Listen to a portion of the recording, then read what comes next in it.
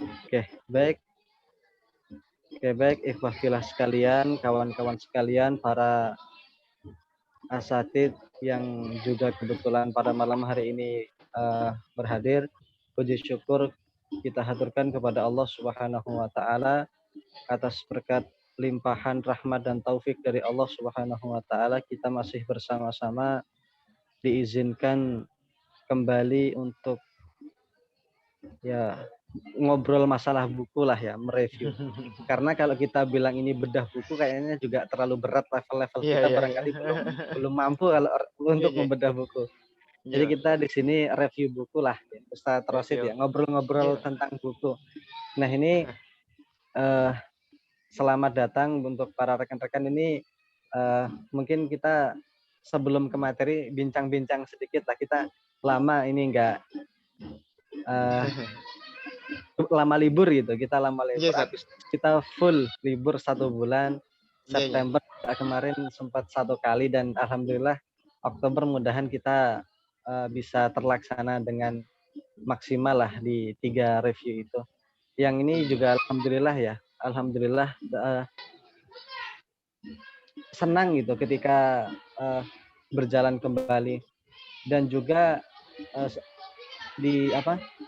ada beberapa kawan-kawan kemarin yang ini ya, ada yang WA gitu. Di beberapa pertemuan sebelumnya juga kan kita ngajak Akhi Edo Rahman, beliau ketua PD kami Banjarmasin. Kemudian di beberapa pekan yang lalu itu juga ada kawan-kawan dari IMM yang katanya pengen gabung. Nantinya cuma Allahu alam, saya sudah kirim linknya cuma belum ada masuk mereka.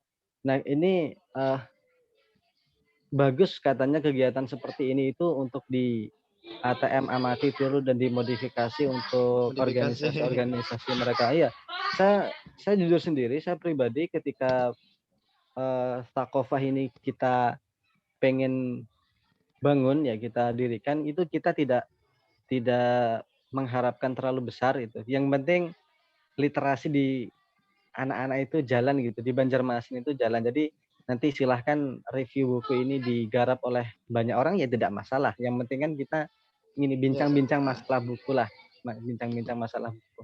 Nah, dan kita pada malam hari ini berbicara buku Sunnah Nabi, Pedoman Hidup Muslim Sejati, karya Badi Zaman Syekh Said Nursi, salah satu ulama karismatik di era Turki Utsmani ya. Iya, Arab Turki Osmania. Yang malam hari ini insya Allah buku tersebut akan di-review, akan diceritakan lah, akan dikisahkan oleh Ustadz Abdul Rosid. Ini beliau juga Ustadz di Ponpes Syekhona Abdul Aziz dan juga pengajar di Yayasan Bina Insan Madani Banjarmasin. Nah, seperti apa buku tersebut? Nih langsung saja kepada Ustadz Abdul Rosid, dipersilahkan. Baik. Assalamualaikum warahmatullahi wabarakatuh. Waalaikumsalam warahmatullahi wabarakatuh. Alhamdulillah. Assalatu wassalamu ala Rasulillah Sayyidina Muhammad ibn Abdullah wa ala alihi wa sahbihi wa mawala. A'udzu billahi minasyaitonir rajim. Bismillahirrahmanirrahim. Laqad ja'akum rasulun min anfusikum Laqad ja'akum rasulun min anfusikum azizun 'alaihi ma 'anittum harisun 'alaikum bil mu'minina raufur rahim. Fa in tawallaw faqul hasbiyallahu la ilaha illahu alaihi tawakkaltu wa huwa rabbul arsyil azim. Shadaqallahul azim. Alhamdulillah berkenan dengan bulan Maulid ya, Rabiul Awal, bertepatan hari lahirnya Rasulullah SAW. Sekaligus ulun membawakan sebuah review buku, bukan bedah ya, kalau bedah ya terlalu dalam kata beliau tadi. Itu review buku karangan seorang ulama yang begitu masyhur di seantero dunia begitu, yaitu Sunnah Nabi SAW. Dengan mengambil berkah bulan Rabiul Awal ini, mudah-mudahan review kita malam ini bertambah berkahnya. Amin amin rabbal alamin. Terima kasih kepada Akh Dwi selaku pembawa acara sekaligus menjadi yang membawa Sakofas tadi ya Ustadz ya. Bukan, Ya, bukan. pendiri. Bukan juga kalau pendiri sih. Ya lanjut aja. Iya. Ya anggaplah ya pendiri lah gitu ya. Sakofas tadi luar biasa. Jadi dulu tuh saya tuh berpikiran gimana sih caranya mengungkapkan rasa ulun ya, hobi ulun ya, di mana ya. Jadi ternyata ada ruang wadah berdiskusi gitu dari literasi sendiri begitu. Itu wadahnya Sakofas Studi. Mudah-mudahan kedepannya kita bisa juga selain literasi juga nanti menulis gitu. Mudah-mudahan ya kedepannya. Itu harapannya. Mengenai review ini kemarin maaf agak tertunda karena banyak kegiatan. Ada banyak kegiatan akhirnya terundur lah sampai sekarang. Alhamdulillah malam ini bisa terlaksana begitu. Nah, mengenai Syekh Badi'uzzaman Said Nursi begitu, mungkin tidak banyak yang tahu sebenarnya. Tapi karena memang beliau itu berasal dari Turki, artinya tidak begitu dekat dengan kita gitu, jauh lokasinya. Cuma perlahan-lahan mulai masuk ke Indonesia. Di antaranya sudah di Indonesia, di Jakarta itu sudah berdiri Risalah Nur Press, percetakan sekaligus pengajian. Jadi alhamdulillah ulun sering juga ikut di kajian secara Zoom itu dari Pak Asbisen dari Turki. Nah, itu tiap malam Jumat ada, sama Minggu pagi itu dari beliau, langsung dari Turki beliau, dan menerjemahkan bukunya. Untuk buku karangan Syekh Badi'uzzaman Said Nursi ini terhitung sekitar berapa buku ya, kalau nggak salah itu kitabnya pokoknya ratusan gitu, hampir 150 buku begitu tulisan beliau, yang isinya memang mengajak kaum kita gitu, maksudnya pemuda-pemuda itu untuk menjadikan Islam itu sebagai landasan hidup begitu. Di antaranya adalah sunnah Nabi Sallallahu Alaihi Wasallam sebagai pedoman hidup Muslim sejati. Mengapa beliau mengarang kitab sebanyak itu? Karena di zaman beliau ini mengalami 3 waktu begitu. Di antaranya di zamannya kekhalifahan Utsmani, kemudian era transisi dari runtuhnya khilafah terakhir yaitu Sultan Abdul Hamid menuju transisi menuju negara sekuler waktu itu di Turki. Dan era terakhir beliau hidup juga sempat juga zamannya sekuler dipimpin oleh Mustafa Kemal Atatürk begitu. Jadi agak baru sih, mungkin belum sampai hampir 100 tahun kita kehilangan kekhalifahan Islam begitu. Yaitu kekhalifahan terakhir Utsmani Turki begitu. 1920 secara resmi runtuh, bubar kekhalifahan kita. Artinya sejak saat itu kita memang kehilangan imam begitu ya, kehilangan sistem pemerintahan yang Islami begitu sejak saat itu. Akhirnya kita ya salah satu di Indonesia memang pada akhirnya dijajah Belanda. Walaupun secara historis katanya dijajah 360 tahun, padahal itu belum ada bukti yang menurut ulun tidak begitu konkret. Ya, kalau sejarah mengatakan bukan bagian perang salib begitu. Tapi sebenarnya penjajahan Belanda itu bagian dari perang salib. Di mana Indonesia itu salah satunya di daerah Aceh kan merupakan negara bagian Turki begitu. Nah, untuk melemahkan kekuasaan terkuat Turki ini yaitu dengan meruntuhkan satu persatu anak buahnya. Nah, mungkin agak ya buku Sunnah Nabi ini agak lumayan greget gitu kalau kita bawa ke kalangan Indonesia, karena di Indonesia sendiri kan istilah sunnah itu identik dengan agak terlalu asing begitu, walaupun memang bagian daripada syariat Islam begitu. Kenapa? Ya tidak lepas dari pergulatan politik di awal, yaitu di zamannya Sayyid Ahmad Zaini Dahlan, sehingga muncullah istilah Wahabi dan lain-lain begitu. Sebenarnya ya berangkat dari politik sebenarnya gitu. Nah, mengenai Sunnah Nabi ini salah satu karangan beliau dari koleksi Risalah Nur. Nah, ulun langsung bagikan aja lah share screen-nya.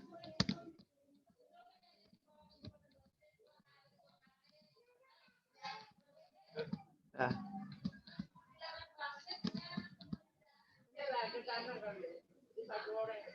tanda video. Sunnah Nabi Muhammad SAW. Nah, ini beliau salah satu gambaran biografi beliau. Beliau ini selain juga ilmuwan, diakui Barat ataupun Timur ataupun ilmuwan Islam, juga pernah bergabung di era militer sekaligus politik begitu. Jadi tiga-tiganya beliau dapat semua. Makanya beliau ini disebut sebagai Badi'uz Zaman Said Nursi, yang mengagungkan zaman. Padahal namanya bukan Badi'uz Zaman, cuma Said aja. Badi'uz Zaman itu julukan. Kemudian Nursi karena beliau lahir di Nurs pada tahun 1877 dan wafat di Urfa 1960. Nah, beliau ini sejak kecil memang tergambar jeniusannya.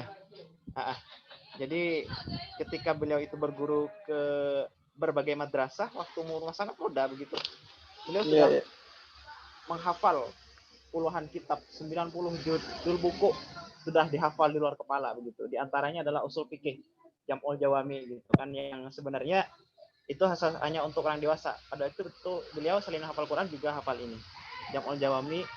Kemudian juga sekitar umur berapa? Sekitar umur remaja, beliau sudah selain belajar agama juga beliau mempelajari ilmu sains. Kemudian matematika, falak, kimia, fisika, geologi, dan filsafat beliau pelajari semua. Jadi dua-duanya nih imbang beliau. Makanya beliau itu tidak segan mengucapkan begini. Cahaya kalbu itu adalah ilmu agama. Sementara sinar akal itu adalah ilmu sains, kata beliau. Jika keduanya dipadukan, itu hakikat itu akan tersikap. Kenapa? Karena selain baik itu ilmu agama yang memang perantara kita menuju Allah begitu kan, juga ilmu sains ini juga sebenarnya kata beliau perantara menuju pada Allah, kata beliau, mengingat Allah. Di antaranya sains itu merenungi dan lain-lain begitu. Artinya kalau misalkan kedua-duanya diimbangkan, layaknya sayap, akhirnya dia terbang melanglang buana kemana-mana begitu. Tapi jika salah satu kata beliau ditinggalkan, misalkan kita meninggalkan ilmu agama, maka muncul sifat yang namanya skeptisisme gitu. Lebih tepatnya komunis begitu ya, anti Tuhan ya, ateis gitu ya. Tapi jika meninggalkan ilmu sains, artinya tidak mau membuka terhadap segala bentuk pembaharuan, itu dikhawatirkan oleh beliau muncul fanatisme. Menutup diri, fanatisme kata beliau.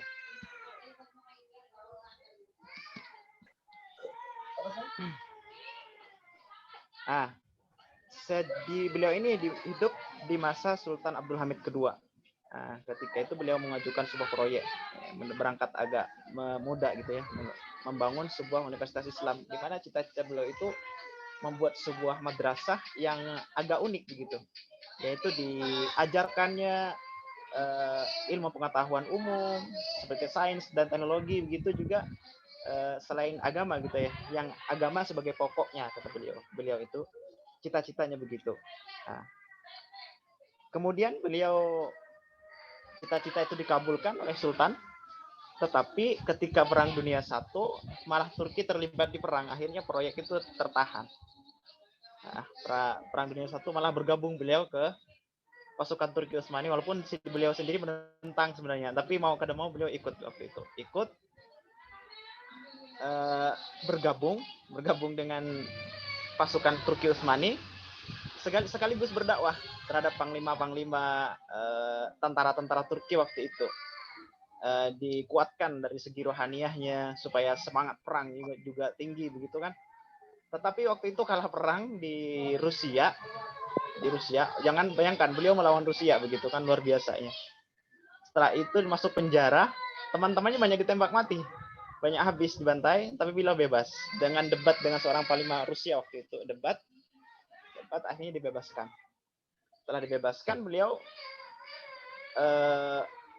kembali ke Turki. Waktu itu belum runtuh kerajaan Turki, khalifahan, maka diberikanlah penghargaan oleh khalifah, bahkan diangkat sebagai salah satu pengurus di jamaah apa namanya itu, pokoknya semacam MUI begitu.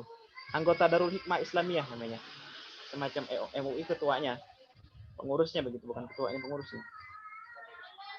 Nah, di situ diberi penghormatan khusus. Tetapi kemudian lambat laun beliau di Turki itu runtuh, beliau dikejar-kejar oleh pemerintah sekuler. Akhirnya beliau masuk sana sini penjara gitu. Dari penjara itulah dikirain oleh pemerintah Turki itu redup Cahaya Sidin, pengaruh beliau itu redup di kalangan Turki, tetapi ternyata beliau malah membuat karangan-karangan buku yang luar biasa banyaknya, mencapai 150-an begitu. Di antaranya salah satunya adalah Sunnah Nabi ini. Kemudian juga kalau sampai mencari tafsir Ijazul Quran, artinya Ijazul Quran itu tafsir mengenai sains, tafsir Al-Quran ke sains, itu beliau sudah mengarang lebih dulu. Beliau karang, akhirnya dipakai sampai sekarang. Menjadi kajian-kajian baik itu barat ataupun orang Islam itu sendiri. Begitu. Ini riwayat singkat beliau. Alhamdulillah Risalah Nur ini sampai ke tangan kita begitu. Salah satunya ini salah satu promonya. Ini menawarkan sih sedikit dari Risalah Nur Press Indonesia. Cuma menyampaikan aja. Ini di antara harganya murah-murah sih. Nggak terlalu mahal. 15.000, 20.000 begitu di Shopee. Kalau di Shopee dan Tokopedia sebanyak. Nah, di buku bab pertama beliau membahas mengenai derajat sunnah dan obat penyakit bid'ah gitu. Mungkin sering istilah mendengar ya yang namanya istilah sunnah dan bid'ah, bahkan menjadi perdebatan yang padahal sebenarnya masalah furu'iyah sendiri, tidak sampai keluar ke bid'ah dolalah gitu, enggak. Kata-kata beliau pertama itu di kitab buku Sunnah Nabi SAW ini, yaitu siapa menjadikan peneladan sunnah sebagai kebiasaannya, berarti dia telah mengubah kebiasaannya tersebut bernilai ibadah, kata beliau. Karena sunnah itu bermacam-macam. Ada yang memang bersifat ibadah, ada yang memang bersifat adab. Jika semuanya ditiru, maka adapun kebiasaan di sehari-hari, jika diikutkan, diniatkan mengikuti sunnah Rasul atau itba begitu, maka akan bernilai ibadah. Sebagaimana pada kitab-kitab para ulama kita, di kitab-kitab pesantren itu biasanya dibahas, kita niatkan ikut ke Rasulullah begitu, maka akan bernilai ibadah, kata beliau. Dan juga beliau menggambarkan tingkat kewalian yang paling besar, yang paling bersinar, kata beliau, dan tarikat yang paling selamat adalah tarikatnya pada sunnah Nabi Muhammad SAW. Itu menegaskan beliau di awal, kalau tarikat yang paling selamat adalah tarikat yang mengikut pada sunnah Nabi Muhammad SAW. Nah, kemudian beliau menambahkan, sunnah Nabi Muhammad SAW ini sebagai kompas yang menuntun arah laju kapal. Artinya kalau tanpa sunnah mungkin kita kemana-mana gitu. Sebagai saklar yang mampu menerangi jalan. Andaikan, kata beliau, saya terperosok ke lembah yang gitu sakit gitu, kata beliau akan terasa ringan. Karena mengikuti sunnahnya Nabi Muhammad SAW. Begitu. Ini jaringannya kedengaran kak Ulun, suara Ulun Ustaz?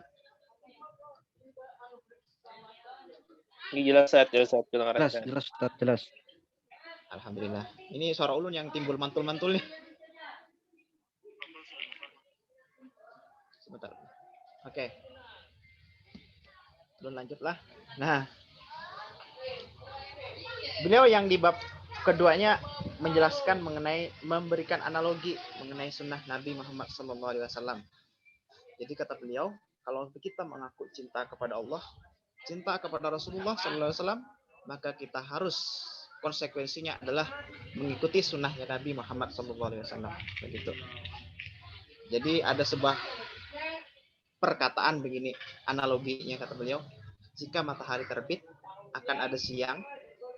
Ini konklusi positif. Tetapi jika siang tidak ada, berarti matahari tak terbit, kata beliau. Konklusi negatifnya begitu. Artinya apa? Maknanya, jika kalian memiliki rasa cinta kepada Allah Subhanahu wa taala, kalian harus mengikuti kekasihnya. Jika tidak mau mengikuti berarti tidak cinta Allah, kata beliau. Itu oleh beliau di bab keduanya begitu menjelaskan. Kemudian beliau di bab selanjutnya menjelaskan mengenai tingkat sunnah Nabi Shallallahu Alaihi Wasallam. Mungkin banyak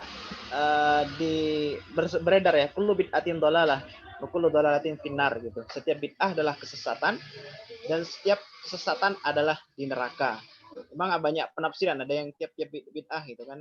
Tidak semua bid'ah sesat. Karena bid'ah hasanah ada bid'ah sayyi'ah begitu. Nah, tapi beliau menambahkan lagi sunnah Nabi yang berkaitan dengan masalah ibadah itu jika mengubah sunnah ini itu termasuk perbuatan bid'ah, kata beliau. Karena sudah dicontohkan oleh Nabi, artinya tidak bisa dirubah begitu. Kemudian juga ada sunnah Nabi yang disebut dengan adab, yaitu perilaku Rasulullah, seperti bisa bisa lihat dari biografi beliau, cerita-cerita beliau gitu, dari kitab-kitab Sirah Nabawiyah, kemudian Nurul Yakin dan sirah yang lainnya. Bahkan bisa mencari contoh di buku Syarah Syama'ilun Nabi di karangan Imam At-Tirmidzi. Mungkin kita bisa meniru adab-adab beliau. Ada juga dari kitab-kitab mengenai mendidik anak dan lain-lain. Dengan cara itu kita adab-adab kita tiru, maka itu menjadi bagian nilai ibadah begitu. Walaupun yang kecil gitu, walaupun yang kecil kita tiru, maka jika kita niatkan itba kepada Rasulullah, itu tentunya kita akan mengingat kepada Rasulullah. Sehingga dengan mengingat itulah mantulkan cahaya ke dalam hati kita itu, kata beliau. Nah, kemudian memang mengikuti sunnah secara keseluruhan itu memang tidak semua orang bisa begitu. Kadang ada kita masa lalai, ada masa turun naiknya iman gitu kan. Nah, yang bisa meniru secara keseluruhan memang hanya bisa dilaksanakan oleh orang pilihan. Namun, setiap umat Islam itu bisa mengikutinya dengan niat, tekad, dan berkomitmen untuk menerimanya. Itu kata beliau.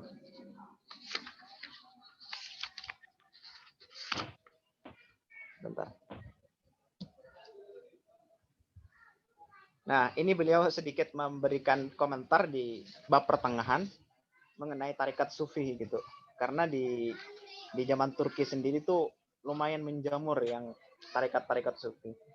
Ya, tarekat yang mu'tabarah maksud beliau. Tarekat kalau di Indonesia itu seperti tarekat Naqsyabandiyah, tarekat Qadiriyah yang memang diakui gitu mu'tabarah. Kata beliau, itu tarekat sufi yang mu'tabarah itu bukan bid'ah. Selama catatan beliau landasan utamanya terambil dari Al-Quran dan Sunnah dan As-Sunnah begitu. Biasanya kalau di tarekat-tarekat itu ada sanadnya sampai Rasulullah begitu biasanya. Seperti tarekat Qadiriyah, tarekat Alawiyah dan lain-lain begitu. Nah, habis sedikit lagi. Nah, kemudian apa sih rahasia kita di balik ibadah ubudiyah, kata beliau? Apa sih rahasianya kita selawat? Apa sih rahasianya zikir kita? Kata beliau, ubudiyah itu, kata beliau, bukanlah pendahuluan bagi pahala yang akan datang. Artinya ada sebuah pepatah mengatakan beginilah, kalau ikhlas, sejatinya ikhlas itu beribadah itu tanpa mengharap apapun gitu. Ibadah ya karena cinta kepada Allah gitu, karena Allah gitu. Dari ihsan gitu. Anta budallaha ka'annaka tarahu ilam takun fa innallaha yarak. Gitu. Ikhlas bukan mengharap pahala atau apa gitu. Tetapi kata beliau merupakan pembayaran atas nikmat yang telah lalu gitu. Pembayaran. Di mana nikmat itu begitu banyak. Di antaranya nikmat yang berupa sifat manusiawi seperti panca indera, kemudian penglihatan, pendengaran. Kemudian Allah menciptakan perut kita. Bahkan Allah selain juga menciptakan organ tubuh kita, Allah menghamparkan rezekinya di alam semesta ini yang menghampar seluas langit, seluas bumi begitu.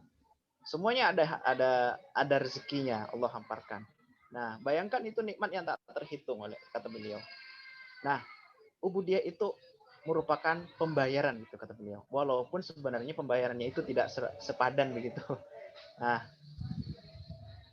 sebelum kita mengambil upah, sebelumnya kita sudah mengambil upah sesuai dengan upah yang diberikan, kita ditugaskan untuk melakukan pengabdian atau ubudiyah. Nah, sesuai dengan yang diberikan, kita ditugaskan untuk melakukan pengabdian dan ubudiyah. Wa ma khalaqatul jinna wal insa illa liya'budun. Tidaklah aku menciptakan jin dan manusia kecuali beribadah. Ibadah merupakan salah satu bentuk rasa syukur kita kepada Allah Subhanahu wa taala dengan nikmatnya dan lain-lain. Artinya dalam firman lain, la in syakartum la azidannakum wa la in kafartum inna adzabi lasyadid. Sungguh jika kalian bersyukur, maka akan aku tambah nikmat. Tapi jika kalian ingkar, sesungguhnya adabku sangat pedih. Maksudnya di dalam ananya itu bagi orang yang tidak bersyukur itu sendiri. Tetapi kata beliau, jika engkau bertanya, bagaimana mungkin aku membalas berbagai nikmat yang tak terhingga itu, kata beliau. Artinya memang kadang kala kita begini, sedikit gitulah merasa, bagaimana mungkin gitu kata beliau, bisa membalas nikmat yang tak terhingga. Apa kata beliau? Kata beliau zaman Syekh Nursi. Kuncinya satu kata beliau, tulus dan tekad yang kuat. Beliau memberikan analogi begini, ada sebuah kerajaan yang sangat besar dan kita merupakan salah satu rakyatnya gitu. Termasuk anggaplah kita rakyat yang miskin kata beliau, rakyat yang belum ada apa gitu, dengan membawa hadiah yang sedikit gitu, sedangkan yang lain gitu membawa jutaan, mahal gitu harganya. Akankah kita minder kata beliau? Jangan, kata beliau. Kita tidak boleh minder, tetapi niatkan dengan tulus dan tekad yang kuat. Wah, ini hadiah saya wahai raja begitu. Dengan tekad yang kuat itu, nilai hadiah itu akan sudah pasti diterima oleh raja itu. Begitulah kunci daripada ibadah kita. Niat yang tulus, tekad yang kuat, insya Allah diterima, kata beliau. Bukan berarti sebaliknya, gitu beliau. Kita niat, kita ibadah tanggung-tanggung, kata beliau. Padahal itu merupakan pembayaran gitulah. Kita meminta lebih gitu. Ibadah tanggung, tapi kita meminta lebih. Minta doa dan lain-lain, kapan dikabulkan, ini. Akhirnya, ya itu bagian daripada kurangnya bersyukur kita kepada Allah Subhanahu wa taala. Itu kata beliau.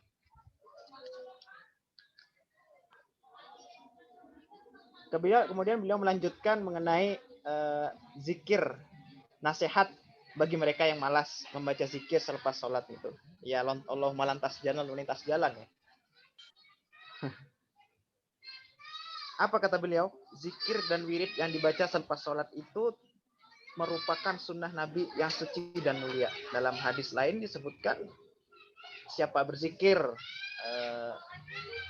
selepas sholat 33 dan lain-lain sampai itu menggugurkan dosa begitu ada. Nah, ia merupakan wirid kewalian Nabi Muhammad SAW. Beliau wirid kewalian beliau.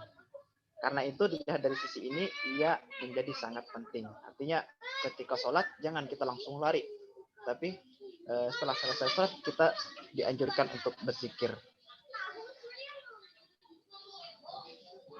Sebagaimana kewalian Muhammad yang berubah menjadi kerasulan merupakan tingkatan kewalian yang paling tinggi, kata beliau. Demikian pula tarikat dan zikir kewalian yang paling agung itu mengungguli semua jenis tarikat apa dan lain-lain. Itu adalah wirid setelah sholat, kata beliau.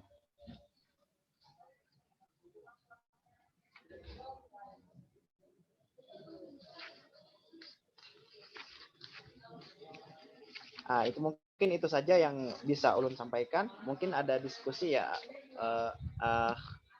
Ustadz Dwi.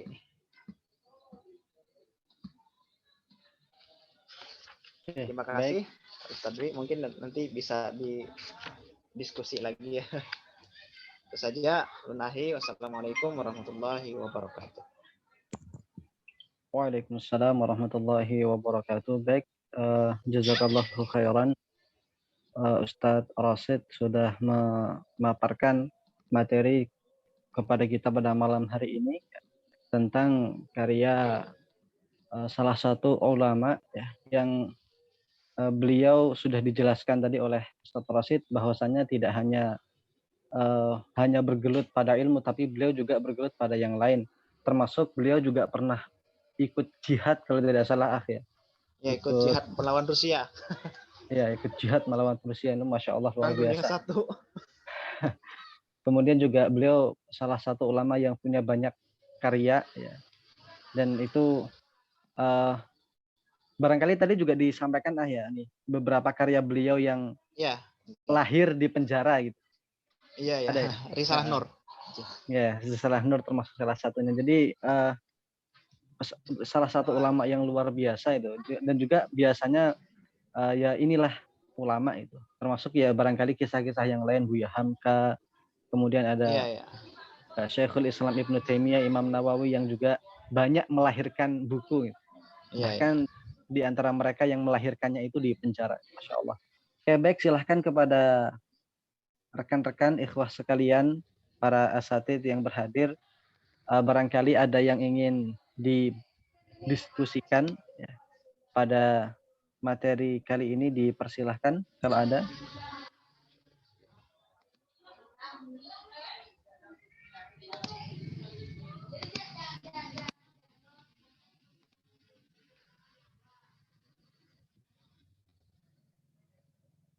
Ustadz Wahyu, mana Ustadz Wahyu nih? Oh.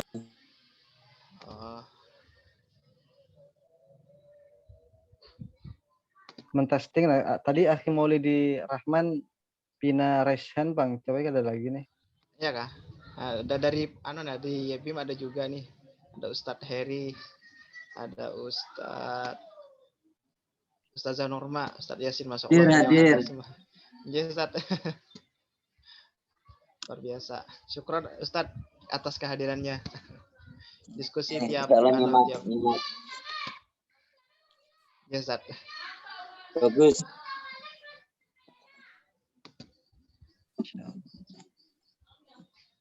Oke, baik, ada yang ingin mau didiskusikan para asatidz sekalian?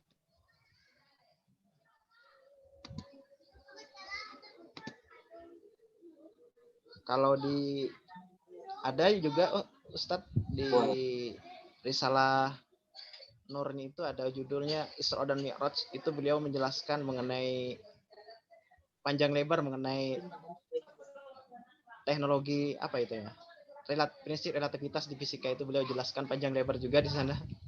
Bagaimana kecepatan kelajuan cahaya itu juga beliau hitung gitu. Artinya beliau tuh luar biasa menghitungnya itu. Itu di kitab mengenai Isra dan Mi'raj beliau menjelaskan.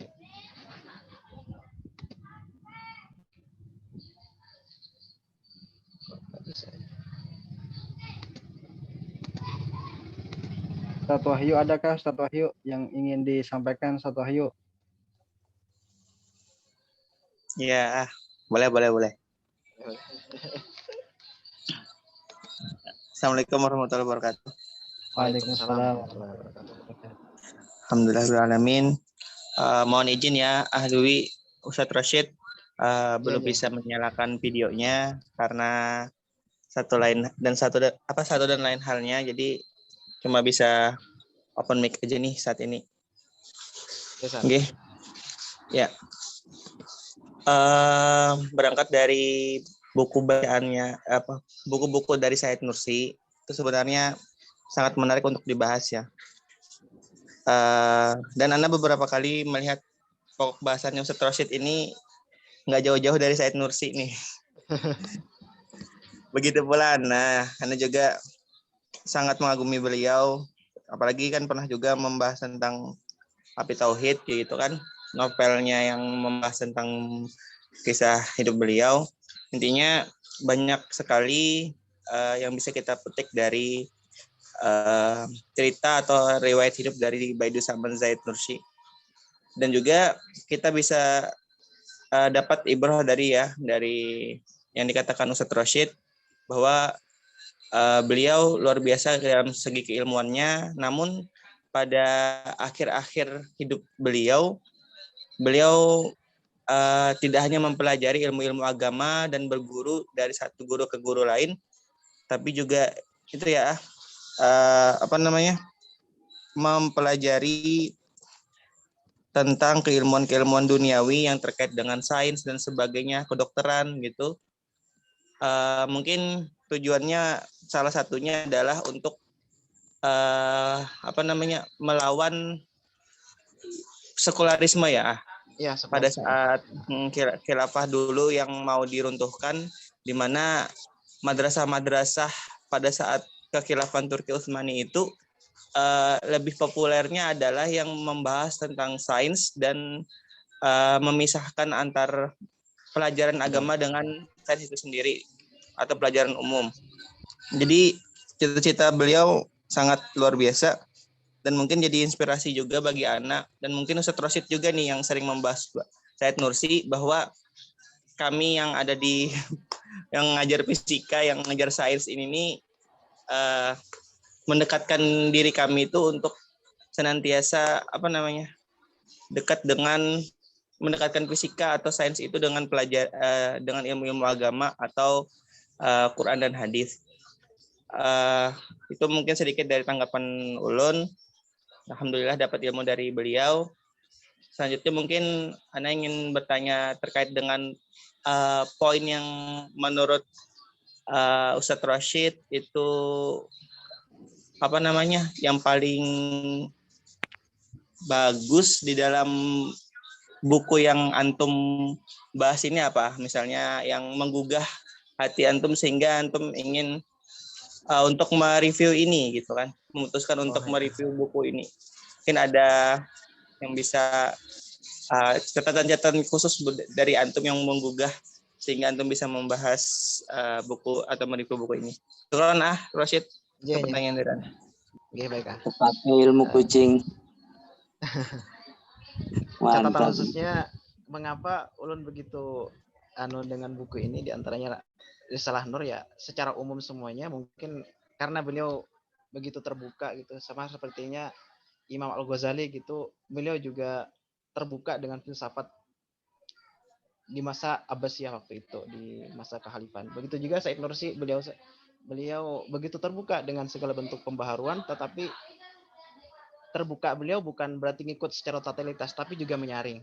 Gimana beliau menyeimbangkan antara pengetahuan agama dengan sains itu sendiri gitu. Yang pada akhirnya memang banyak di Indonesia kan berbagai lembaga yang memang memahamkan kepada generasi muda ini untuk selalu terbuka dengan sesuatu yang bersifat modern, bersifat pengetahuan dan lain-lain. Karena kata beliau, semua cabang ilmu itu memang unsurnya itu tujuannya kepada Allah semua, kata beliau. Cuman ya Al-Quran ini mewahyukan kepada Rasulullah itu yang bersifat sesuatu yang tidak bisa dibayangkan, tidak bisa digambarkan oleh manusia. Makanya di ayat Al-Baqarah itu alladzina yu'minuna bil ghaib, itu orang-orang yang beriman kepada hal yang gaib. Gitu. Soal mengenai alam semesta, sains itu sendiri Allah sudah memberikan berupa otak kita untuk berpikir begitu. Cuman karena keterbatasan manusia untuk berpikir, maka juga diperlukan sebuah cahaya gitu, Al-Quran, supaya dijadikan landasan. Makanya di Al-Quran itu ayat-ayat semesta ini cuma membawa ayat secara umum, yang selanjutnya bisa ditafsirkan dengan kaidah-kaidah tafsir itu sendiri begitu. Seperti muncullah tafsir Al-Jawahir dan lain-lain. Nah, di sunnah Nabi ini mengapa ulun begitu tergugah? Karena ada beliau mengatakan tarikat tertinggi kata beliau adalah tarikat yang mengikut sunnah Nabi Muhammad SAW. Kemudian tingkat kewalian paling tinggi adalah mereka yang istiqomah terhadap sunnah Nabi Muhammad SAW, begitu kata beliau. Itu yang paling menggugah dalam kitab ini. Sekaligus ulun minta membawakan ini sebagai mengambil berkah daripada peringatan Maulid Nabi Muhammad SAW. Itu bertepatan bulan Rabiul Awal, 12 Rabiul Awal begitu. Ustadz Wahyu. Dan beliau ada menggambarkan di buku ini juga ubudiyah kita itu sebagai bentuk pembayaran atas segala nikmat yang telah diberikan oleh Allah Subhanahu wa taala. Tetapi kata beliau, andaikan itu kita masih minder, ya memang minder gitu kan, tetap minder gitu, yakinkan dengan niat yang tulus dan tekad yang kuat, walaupun walaupun hadiah itu nilainya sedikit, tapi tekad yang kuat tetap diterima oleh raja. Itu diberikan perumpamaan oleh beliau. Jadi di hampir semua buku beliau itu, baik Al-Maktubat, baik itu Al-Lama'at, kitab-kitab beliau itu memang beliau membawa sebuah analogi semua, kehidupan analogi-analogi. Di dalam buku ini juga beliau menganalogikan sunnah itu sebagai apa ya namanya? Seorang dokter begitu yang mengobati pasiennya begitu. Di kitab apa ya Ustadz Wahyu? Pian sempatlah membaca Al-Maktubat Ustadz Wahyu. Sempat tapi berat bahasannya. Iya. Jadi di situ di kitab Al-Maktubat itu juga memberikan analogi yang memang seharusnya orang itu tidak paham, tapi dengan analogi itu insya Allah orang membaca itu membuat lebih paham begitu.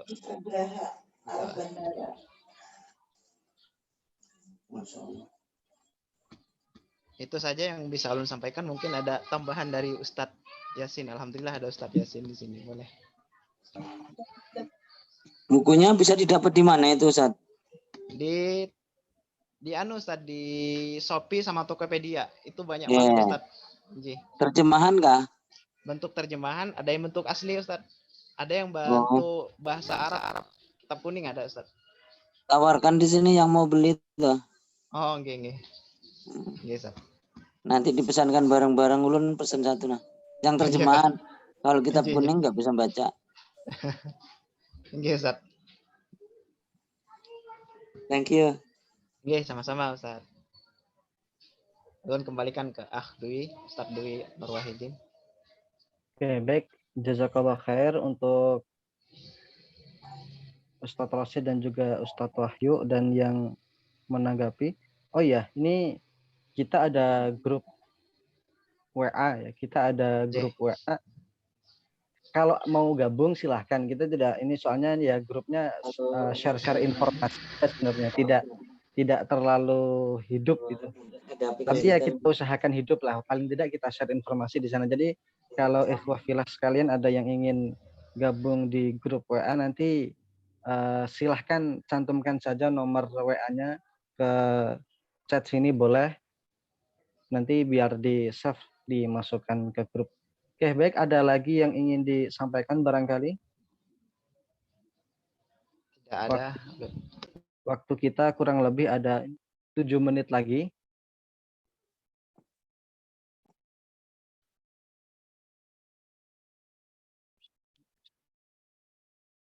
Oke, kalau tidak ada barangkali Ustadz Rashid 3-4 menit, tidak usah panjang-panjang ya, karena tadi sudah lengkap insya Allah, cuma kita perlu closing statement dari Ustadz Rashid lah.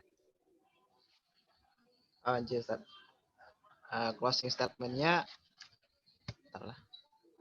kelihatan gambar dulu, ada kelihatan. Oke.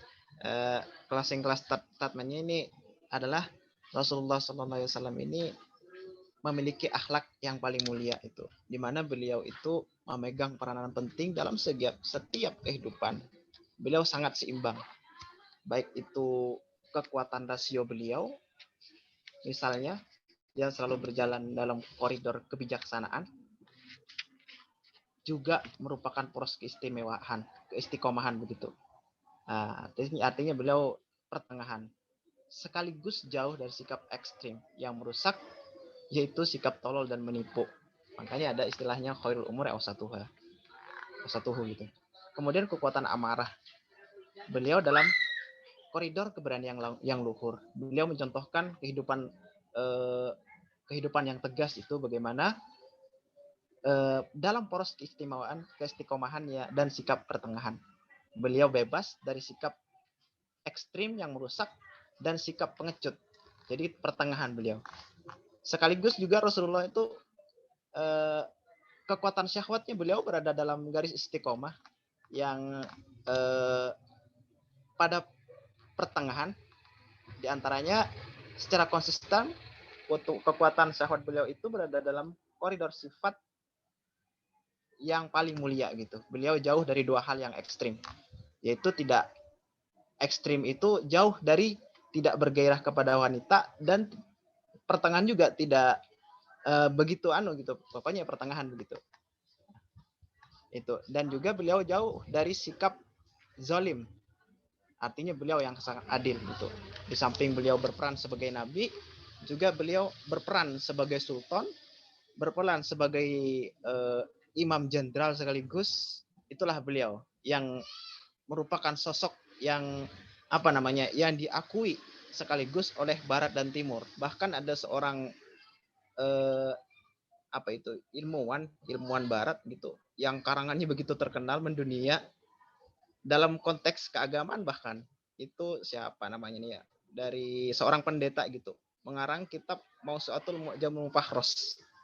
Ini berkenaan dengan syarah-syarah hadis, diambil dari kitab Kutubus Sittah kalau tidak salah. Ya, kitab Kutubus Sittah. Rata-rata penulisnya dari Universitas Leiden, Belanda. Tapi ini begitu terkenal kitabnya. Itu. Orang Barat sendiri sangat mengakui beliau. Sangat mengakui. Apalagi kalangan Timur Muslim. Bahkan masuk ke dalam peta orang paling berpengaruh sepanjang zaman adalah Rasulullah SAW. Nomor 1. Tidak ada lagi. Yang lain nggak ada. Hanya Rasulullah yang paling berpengaruh di dunia sampai sekarang. Itu. Cahayanya tetap bersinar. Itulah beliau. Pioner segala-galanya begitu. Terima kasih. Ulun akhiri. Assalamualaikum warahmatullahi wabarakatuh. Waalaikumsalam warahmatullahi wabarakatuh. Baik, terima kasih sekali lagi Ustaz Rashid. Memang kita kalau bicara tentang Rasulullah itu tidak ada habisnya. Ya, umur beliau itu cuma ya 60-an tahun, tapi kalau kita kisahkan barangkali tidak pernah sampai habis, itu tidak ada habis-habisnya ketika menceritakan tentang baginda Rasulullah Shallallahu Alaihi Wasallam, karena lisan beliau itu Jawami'ul Kalim ya, kalimatnya singkat tapi punya banyak penjelasan. Bahkan kalimat beliau saja innamal a'malu binniyat itu disyarah oleh para ulama sampai beratus-ratus halaman ya, karena Jawami'ul Kalim beliau. Oke, baik, kita sudah berada di akhir acara, sudah berada di closing statement. Jadi kita akan mengakhiri kegiatan kita pada malam hari ini, dan sebelum kita tutup, kita ada sesi foto bersama barangkali dari rekan-rekan sekalian para asatid yang bisa on cam, bisa dihidupkan dahulu kameranya agar kita bisa screenshot.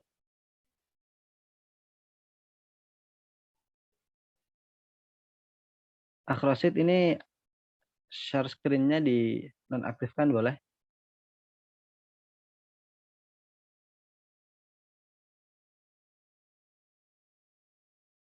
Oke.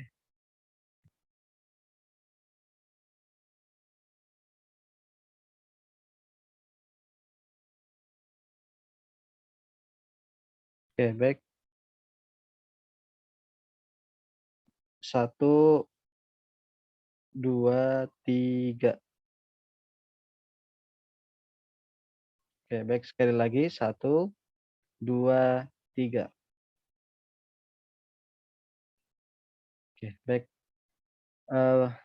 Oke, demikian acara kita pada malam hari ini. Semoga kita mendapatkan keberkahan bersama dari kegiatan kita yang juga sebagaimana disampaikan oleh Ustaz Rashid ya, bertepatan dengan bulan kelahirannya sang baginda Nabi Shallallahu Alaihi Wasallam. Kita mendapatkan barokah dari acara, juga barokah dari bulan mauludnya Nabi Shallallahu Alaihi Wasallam. Baik, kita tutup acara kita pada malam hari ini dengan doa kafaratul majlis. Subhanakallahumma wa bihamdika asyhadu an la ilaha illa anta astaghfiruka wa atubu ilaik. Ulun minta rela, minta ridho kalau ada kesalahan. Assalamualaikum warahmatullahi wabarakatuh. Waalaikumsalam warahmatullahi wabarakatuh. Habis. Boleh kasih. Rashid. Sarahyu.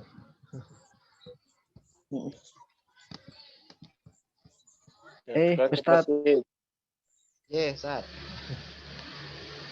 Per review yang Rashid. Preview Oke. yang bajunya kada sadang, anulah konfirmasi lah nyaman di kali ambe sesak.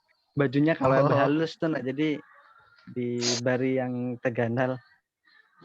Ya Allah, mantap Sudah. sponsornya kita nih. Mantap. Ya, dua orang yang belum terjulung,